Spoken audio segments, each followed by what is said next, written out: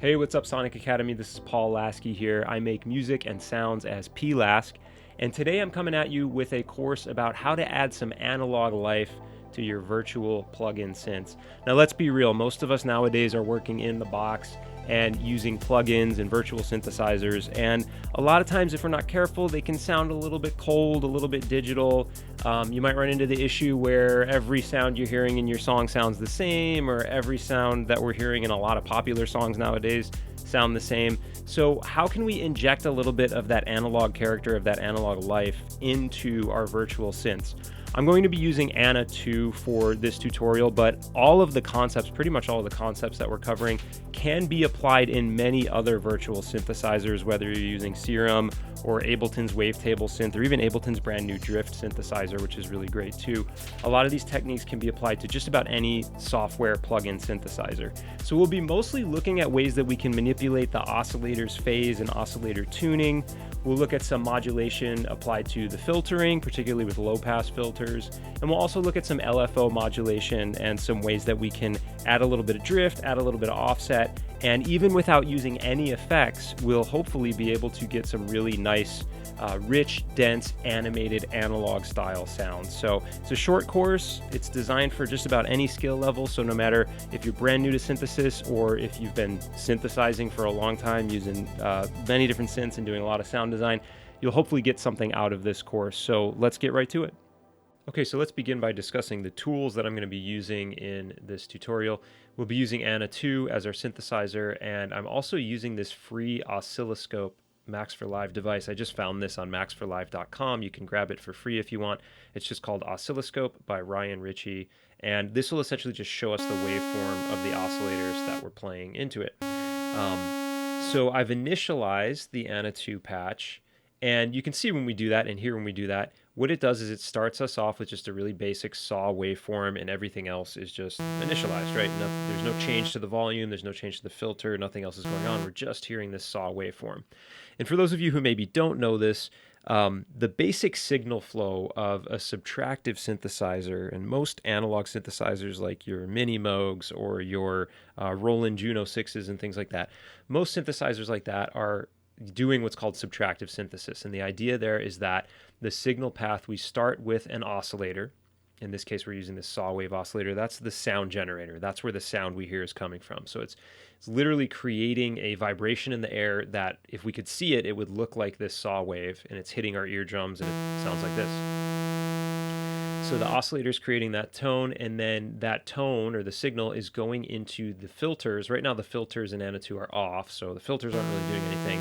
We can use the filters to cut away certain frequencies or harmonics in the sound, and hence shape the tone, as we'll do a little bit later in an upcoming video. And then we also have the amplifier. The signal from the filter goes into the amplifier. The phases of the amplifier can be controlled by the amp envelope right in the middle here. We have attack, decay, sustain, release. If you've ever used any other plug-in synthesizers before, or hardware synthesizers, you may have seen these controls. The maximum volume we can attain is attained by our main volume up here in the top right, but the amp envelope is determining how long it takes, for example, to fade up to full volume. Once we let go of a key, the release, the R here, is determining how long it takes to fade down to complete silence. So we have a little bit of control over the volume there. Let me just reinitialize because I've been moving a few things around. So in the case of an analog synthesizer, most frequently the waveforms you have to work with are saw, sine, square, and triangle, these top four here that we see in this analog column in the oscillator chooser here. So let's go with the saw wave, just our default signal here. That's good. And the way that this oscillator is playing right now, it's interesting because Anna 2 is already sort of doing something that an analog synth would do, and that is we have this retrigger button turned off. So in an analog synthesizer, the oscillations are controlled by voltages. And so when we power the synthesizer on, a voltage is going into the amplifier, and it's causing the oscillator to just start signaling like this, just creating this shape essentially. We don't hear it yet, but when we trigger notes on the synthesizer, or we send a CV message, for example, or a MIDI message to that oscillator to play a certain pitch, it's as if we have a surfer, you can imagine, that jumps on the waveform, and wherever we happen to be at in the phase or the duty cycle of this oscillator, that's where we're going to hear it start from. So can't necessarily see that visually, and the oscilloscope doesn't point out exactly where we're starting from, but just know that with Retrigger Off, every time I hit a note,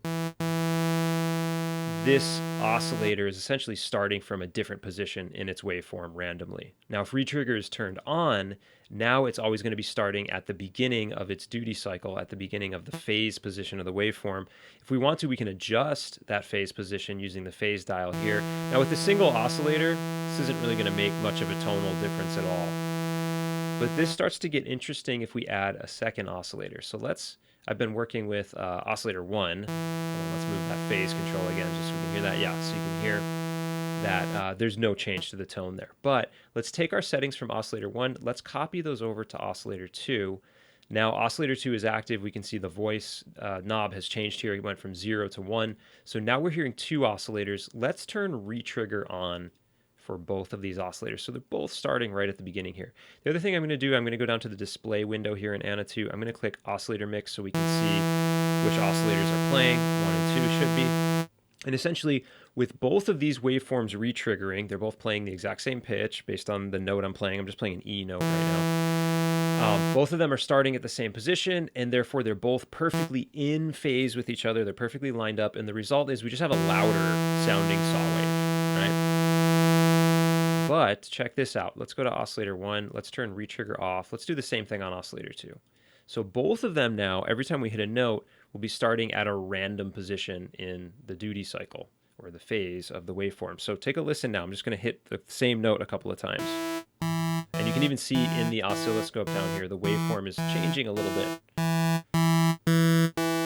So what's happening here is that since both of them are randomized, whenever I hit a note, they both happen to be in different positions in their duty cycle, and so therefore they're slightly out of phase with each other, and we get this kind of change in the tone every time we hit a note. And this can be really great if we're trying to emulate analog.